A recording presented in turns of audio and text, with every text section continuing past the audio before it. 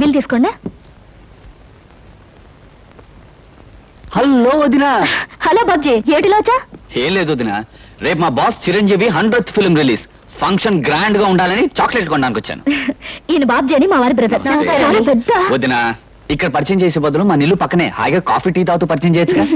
దగ్గర అయితే వెళ్దామే, ఇల్లు చూసినట్టు ఉంటుంది, ఆ టయానికి మీ ఆయన వస్తే మీ ఆయన చూసినట్టు ఉంటుంది. అలాగే పద బాబ్జీ, మన కార్లో వెళదాం ప్లీజ్. అన్ని తీసుకున్నారా?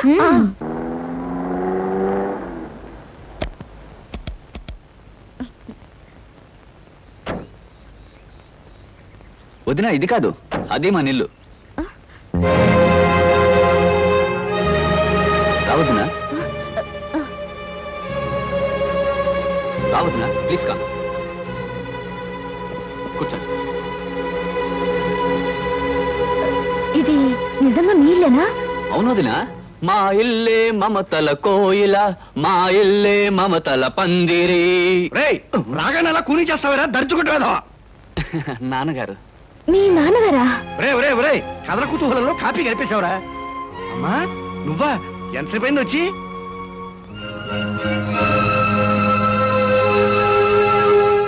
వీడు కథల కుతూహలం కూడా తెలియని అజ్ఞానమ్మా. నాన్న, కథల కుతూహలం చండ ప్రచండం అని రాగాల పేర్లు చెప్పడం తప్ప అసలు నీకు పాఠం ఏం తెలుసు? బాత్రూమ్ లో మూలవడం తప్ప. అదేంటి, మీ నాన్నగారు విదేశాల్లో ప్రోగ్రాంలు ఇచ్చే సింగర్ కదా? సింగర్నే మరి. ఎక్కడ విదేశాల్లోనా? వీధి చివరి ప్రోగ్రామ్ ఇస్తే సందాలు వేసుకుని గొంతుకులోంచి స్వరపేటికి తీసేస్తామని వీధిలో వాళ్ళందరూ వార్నింగ్ ఇచ్చేళ్లారు. వీడేనమ్మా ఈ ఇంట్లో నాకు మొదటి శత్రువు. వదినా వదినా, నీకు తెలియదేమో, మొన్న కిటికీ దగ్గర నుంచి పాడుతుంటే పిల్లలు రాళ్ళిచ్చుకొట్టేరి. నోర్మై దరిద్రపోయేదావా, అడ్డమైన హీరోల పోస్టర్లు అంటించి వాటి మీద ప్రాణముద్దలు కొట్టుకుంటూ బతికే నీ బతుకు నా బతుకు మంచిదేరా. మామ మీద కొట్టానంటే కేదార్గౌడ్ రాగంలో కెవ్వుమని ఎడుస్తావు. 5వ క్లాస్ వేదవా. అదేంటి, మీ చిన్నబ్బాయి ఐఏఎస్ పాస్ అయ్యి? ఐఏఎస్ వీడి బోందా. 5వ ఫారం 6 సార్లు తప్పాడు. 6వ ఫారం లో జాయిన్ చేస్తే స్కూల్లోంచి పారిపోయాడు. తొమ్మలగుండు వేదవా. మూతి మీద కొట్టానంటే మధ్యమావతి రాగంలో ఏడుస్తావు. ఏమిటండి మీ గొడవ? అంటే ఎప్పుడు ఏడిపించు తింటారు. అరే కోళ్ళు వచ్చేసింది. అదేమిటమ్మా చెప్పా చేయకుండా వచ్చావు? అమ్మా వదిన, నేనే తీసుకొచ్చానమ్మా. అదేమిటండి, మీరు ఇంటి పనులు చేస్తున్నారు, మీరు సొసైటీ లేడీ అని? ఈవిడ లేడీ కాదు, దుప్పి కాదమ్మా, నా పెళ్ళం. అది కాదండి, ఈవిడ పబ్లిక్ సర్వీస్ చేస్తారని. పబ్లిక్ సర్వీస్ లేదు, నా బొందా లేదు. ప్రైవేట్ గా అంట్లు తవ్వుకుంటూ ఉంటుంది, మా అందరికి వంట చేసి పెడుతుంది, అప్పుడప్పుడు ఇలా పొడుస్తుంది. పులిహార సేమ్యా ఉప్మా చాలా అద్భుతంగా చేస్తుంది. నువ్వు దగ్గర కూర్చొని చేయించుకు మరి. మీ మామగారు మాటలకేంలేమ్మా, ఆయన అలాగే మాట్లాడతారు. నిన్ను చూస్తే మాత్రం నాకు చాలా గర్వంగాను ఆనందంగాను ఉందమ్మా. గొప్పింటి బిడ్డవై ఉండి ఆస్తి అంతస్తు అనుకుండా మీ నాన్నగారి దగ్గరే సేల్స్ మెన్ గా పనిచేస్తున్న మా అబ్బాయిని పెళ్లి చేసుకోవడం నిజంగా గొప్ప విషయం అమ్మా. చెవిటి, కృష్ణ మా నాన్నగారి దగ్గర పనిచేస్తే సేల్స్ మెనా? అవునమ్మా, నీకు తెలుసుగా. ఏమే, పెళ్ళైన భర్తను పట్టుకుని సేల్స్ మెన్, నౌకరు, చౌకీదార్ అంటూ ఉంటే కోడల మనసు బాధపడదు? పెళ్లి చేసేసుకుంది కదా, ఏ ప్రపంచం రేపుతాడు. నువ్వు వెళ్ళి మన కోడలకి, స్నేహితులకి, వాళ్ళందరికీ కాఫీ టిఫిన్ చేసేసరా. మీరంతా కూర్చోండమ్మా. ఇది కడుకురా. ఉల్లిపాయలు తరిగిస్తాను, కూర్చోండమ్మా. పెద్ద కోటీశ్వరుడు చెప్పింది ఏమైంది? స్వయంవరం ప్రకటించి మరీ సెలెక్ట్ చేసుకుంది. విదేశాలు, విమాన ప్రయాణాలు అంది. ఇంతటి సంబంధానికి పేపర్ ప్రకటన ఒకటి.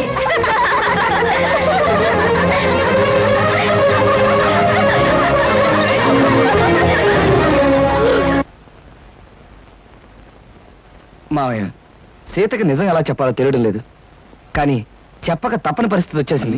వరిగాకయ్యా, నువ్వెవరవో తెలిసినా, ఎంత కోపం వచ్చినా, మెళ్ళో తాళ్ళు పట్టు విలువ తెలిసిన ఆడపిల్ల గనక తప్పనిసరిగా ఒప్పుకుంటుంది.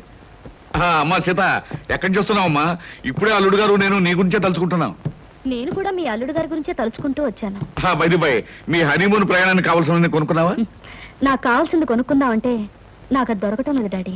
ఇట్స్ ఆల్ రైట్, వెళ్ళేది ఢిల్లీయే కదా, కావాల్సినవన్నీ అక్కడే కొనుక్కోవచ్చు. అవును, మనకు కావాల్సినవన్నీ అక్కడే కొనుక్కోవచ్చు సీత, యూ డోంట్ వరీ. మాకు ఢిల్లీ టికెట్స్ ఎంత కొన్నారు డాడీ? 1500 చిల్లరైందమ్మా. అంటే మన ఆఫీస్ లో ఒక సేల్స్ మెన్ జీతం అంతే కదండి? అంతే అయి ఉంటుంది. I don't know what uncle, మీ సేల్స్ మెన్ కి ఎంత ఇస్తారో ఆయన అడగడం దేనికి? పుచ్చుకునేది మీరేగా. Sita, what are you talking? Shut up. అబద్ధాలు కట్టుకథలు చెప్పి నన్ను మోసం చేస్తావా? మా నాన్నగారి దగ్గర జీతం డబ్బుల కోసం పనిచేసేవాడివి నా దగ్గర మల్టీ మిలియనర్ల వద్ద చేస్తావా? ఎందుకో పనికిరాని నీ కుటుంబ సభ్యుల్ని, గ్రేట్ పీపుల్ అని నాకు పరిచయం చేస్తావా? నా మెళ్ళలో తాళిబొట్టుకి మోసం, అబద్ధం, కుట్రని 3 ముళ్ళు వేసి నా బ్రతుకుని అన్యాయం చేస్తావా? అమ్మా సీత, ఆవేశపడదు. ఈ పెళ్లి జరగడానికి కారణం అతను కాదమ్మా, నేను. డాడీ అవునమ్మా, అతని అబద్ధాలను బలపరిచి నేను నమ్మేటి చేసి ఈ పెళ్లి జరిపించింది నేనమ్మా. డాడీ ఈ పని నువ్వు చేసావా? ఒక మగవాడు పెళ్లి కాని ఆడపిల్ల ఆస్తి చూసి అందం చూసి అబద్ధాలతో మోసం చేశాడంటే దానికి అర్థం ఉంది. కానీ ఒక కన్న తండ్రి సొంత కూతుర్ని పరాయి మగాడితో నాటకవాడి పెళ్లి జరిపించాడంటే బహుశా లోకం ఇదే మొదటిసారనుకుంటాను. పసితరం నుంచి అమ్మలేని నన్ను పెంచి పెద్ద చేసి అడిగింది కాదనక కోరింది లేదనక నన్ను ఇంతదాన్ని చేశావు. ఇప్పుడు ఆయనతో కలిసి నాటకవాడి నన్ను ఎందుకు మోసం చేశావు? ఎందుకు మోసం చేశావు డాడీ? మంచి ప్రశ్న వేశావమ్మా, చాలా మంచి ప్రశ్న వేశావు. కానీ ఈ ప్రశ్న అడిగే ముందు జరిగిన విషయాలు ఏమిటో ఒక్కసారి గుర్తు తెచ్చుకో. ఒక ఆడపిల్లకు ఉండవలసిన మర్యాద సాంప్రదాయం మర్చిపోయి పేపర్లో మొగుడు కోసం ప్రకటనలు వేయించింది నువ్వు. ఆ ప్రకటనలు చూసి వచ్చిన కృష్ణను సెలెక్ట్ చేసుకుంది నువ్వు. అతన్ని మనసారా ప్రేమించి ఇంటికి తీసుకొచ్చి నాకు పరిచయం చేసింది నువ్వు. ఇందులో నా తప్పుందా? కృష్ణను చూశాక ఇంటర్వ్యూ పేరుతో నువ్వు పొరపాటుగా ప్రవర్తించిన, మొగుడు సెలక్షన్ అంటూ పొగరమోతుగా ప్రవర్తించిన, ఓ మంచి మనిషిని ఎంచుకునేటట్టు ఆ భగవంతుడు చేశాడని ఆనందించానమ్మా. అడ్డదారిలో వెళ్ళినా నేను ఆశించినట్టుగా గమ్యానికి చేరుకుంటున్నావని సంబరపడ్డానమ్మా. అందుకే ఈ పెళ్లి జరిపించడానికి నేను కొన్ని అబద్ధాలు చెప్పుంటాను. ఇది ఏ రకంగా తప్పమ్మా? అంటే మోసం చేసి ఆయనతో పాటు సీత, మళ్ళీ మళ్ళీ అతను మోసం అను. పెళ్లికి ముందే నీతో చెప్పాలనుకున్నాడు, కానీ నేనే చెప్పొద్దన్నాను. ఇది తప్పేమోనన్నాడు, కానీ ఇది తప్పనిసరని నేనే ఒప్పించాను. సీత, భగవంతుడు నిన్ను ఏ మోసగాడి చేతులను పడేయకుండా ఒక మంచి మనిషి, మనసున్న మనిషి చేతిలో పెట్టినందుకు నేను సంతోషించానమ్మా. All right daddy, all right. జరిగిన దానికి కారుకురాలి నేనేనంటావు, అన్ని చేసింది నేనేనంటావు. ఆల్ రైట్, ఇప్పుడు కూడా నేను చేయాల్సిందేదో చేస్తాను. సీత, ఏం చేస్తావు? నాకు విడాకులు ఇస్తావా? మంగళసూత్రానికి విలువిచ్చేదాన్ని విడాకులు ఇస్తానని అనను. కాకపోతే ప్రస్తుతం మన హనీమూన్కి వెళ్ళడం లేదా, మీ ఇంటి కాలు మొగలుగా వెళ్ళబోతున్నా. అక్కడ నేను ఏం చేస్తానో ఎలా ఉంటానో ముందు ముందు మీకే తెలుస్తుంది. కృష్ణ, ఈ మొండిది తిక్కది మీ ఇంటికి కాపురానికి వచ్చి నిన్ను ఎన్ని కష్టాలు పెడుతుందో, మీ సంసారంలో ఎన్ని కలతలు రేపుతుందో అనే భయంగా ఉందయ్యా. మావయ్య, మీరేం భయపడకండి. జీవితంలో ఎలాంటి ఛాలెంజ్నైనా ఎదుర్కొని విజయం పొందటం నాకు అలవాటే. మీ అమ్మాయి విషయంలో కూడా నేను గెలుస్తాననే నమ్మకం నాకుంది. కాకపోతే ఆనాడు రాముడు సీతను అగ్నిప్రవేశం చేయించాడు. ఈనాడు మీ సీత ఈ రాముడిని అగ్నిప్రవేశం చేయించబోతుంది. ఆ అగ్నికి ఏమాత్రం చెక్కు చెదరకుండా పవిత్రమైన మనిషిగా బయటకొస్తాననే నమ్మకం నాకుంది మావయ్య. డాడీ, నేను అత్తవారింటికి వెళ్తున్నాను. అమ్మ సీత, నిన్ను ఆడంబరంగానూ ఆర్భాటంగానూ పంపించాలని జరిగిన అబద్ధం పెళ్లికి ఇలా వెళ్ళటమే సరైన పద్ధతి. పదండి. సీత, నీ ఆస్తి అంతస్తు చూసి నిన్ను పెళ్లి చేసుకోలేదు. నువ్వెక్కడి నుంచి ఏమీ తీసుకురావడానికి వీల్లేదు. కట్టుకున్న చీరతోనూ, నేను కట్టిన తాళితోనూ, కట్టుకున్న మొగుడుతోనూ నువ్వు నీ పుట్టింటి నుంచి బయలుదేరి రావాలి. That's all. Come on.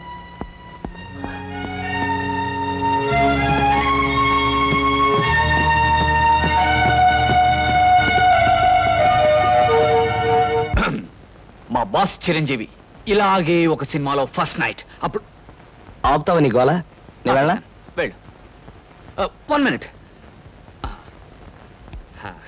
Okay, thank you. వెళ్ళు.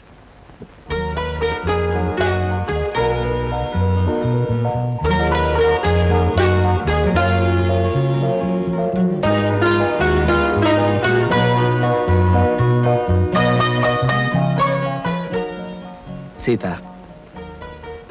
మగాడికైనా ఆడదానికైనా జీవితంలో ఈ తొలి రాత్రి అనేది ఓ మరపురాని మధురమైన అనుభవం అంటారు. ఈ అనుభవంతో మనుషుల్లో ఆత్మీయతలు పెరుగుతాయి, ఒకరినొకరు పూర్తిగా అర్థం చేసుకోవడం జరుగుతుంది. సీత, నేను నీకు ఎన్నో అబద్ధాలు చెప్పుండొచ్చు, కానీ ఒక్కటి మాత్రం నిజం. నేను మనస్ఫూర్తిగా మనసారా నిన్ను మొదటిసారి చూసినప్పుడే ప్రేమించాను. I love you Sita, I love you. కాదండి, మీరు నన్ను ముట్టుకోవడానికి వీల్లేదు. సీత, అవును, తాళి కట్టారు గనక లోకం ముందు మీకు భారీగా తల ఉంచే ఉంటాను. కానీ నా మనసును మోసం చేశారు గనక నేనెన్నటికీ మీకు దగ్గర కాలేను. సీత, ఏమిటి అర్థం లేకుండా? అవును, లోకం దృష్టిలోనూ అందరి దృష్టిలోనూ మనం భార్యాభర్తలుగా ఉంటాం. కానీ శారీరకంగానూ మానసికంగానూ ఒకరికొకరు దూరంగానే ఉంటాం. అంటే ఇది నువ్వు నాకు విధించే శిక్ష? అవును, నన్ను మోసం చేసినందుకు, అబద్ధాలతో నన్ను పెళ్లి చేసుకున్నందుకు మీరు శిక్ష అనుభవించి తీరాలి. ఆల్ రైట్ సీత, నేను నిన్ను ప్రేమించి పెళ్లి చేసుకుంది పవిత్రమైన భావంతోనే తప్ప కామంతో కోరిక తీర్చుకోవడానికి కాదు. నా మీద మనసు లేని నిన్ను ఎన్నటికీ తాకను. ఏదో ఒక రోజున నన్ను అర్థం చేసుకుని నువ్వు నా దగ్గరికి రావాలే తప్ప నేను మాత్రం నీ దగ్గరికి రాను. అంతవరకు లోకం దృష్టిలో మాత్రమే నీకు భర్తగా ఉంటాను.